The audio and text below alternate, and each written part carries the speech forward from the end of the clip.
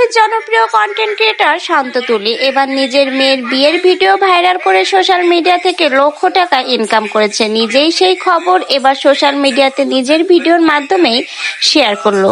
জানা যায় শান্ত তুলির বড় মেয়ে আনিকাকে খুব অল্প বয়সে বিয়ে দিয়ে দিচ্ছে। এই নিউজটা যখন সোশ্যাল মিডিয়াতে শুরু হয় তখন কিন্তু শান্ত তুলিকে নিয়ে নানা রকমের সমালোচনা এবং ট্রোল সৃষ্টি হয়। এক পর্যায়ে বাধ্য হয়ে তারা নাকি মেয়ের বিয়ে ভেঙে দিয়েছিল।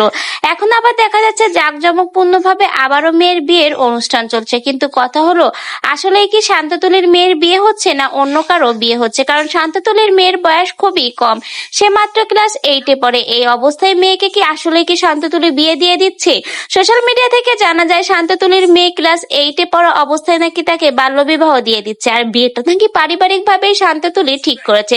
শান্ততুলি তার একটা ভিডিওর মাধ্যমে জানিয়েছে তার মেয়েকে তারা দূরে কোথাও বিয়ে দিবে না, তাই শান্ত ভাই তার নিজের বড় ভাইয়ের ছেলের সাথেই নাকি তার মেয়ের বিয়ে দিচ্ছে। সে চায় তার মেয়ে আদরের মেয়ে যেন কাছেই থাকুক।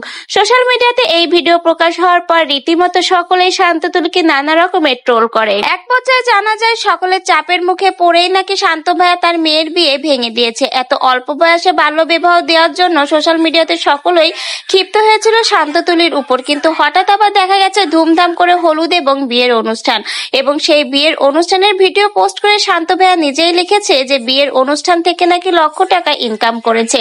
তাহলে এখানে কার বিয়ের অনুষ্ঠান দিয়ে শান্ত ভাইয়া লক্ষ টাকা ইনকাম করেছে, এটাই এখন সকলের প্রশ্ন। আর সোশ্যাল মিডিয়াতে যে শান্ত ভাইয়ার মেয়ের বিয়ের যে নিউজটা ছড়িয়ে পড়েছে, আসলে কি শান্ত ভাইয়ার মেয়ে আনিকার বিয়ে হচ্ছে না অন্য কোনো বা অন্য কারো বিয়ের ভিডিও দিয়েই শান্ত ভাইয়া লক্ষ টাকা ইনকাম করলো? এটাই এখন সকলের মনের একটাই প্রশ্ন। আপনাদের কি মনে হয় কার বিয়ে হতে পারে, আর কার বিয়ের ভিডিও দিয়েই শান্ত ভাইয়া এত টাকা ইনকাম করলো?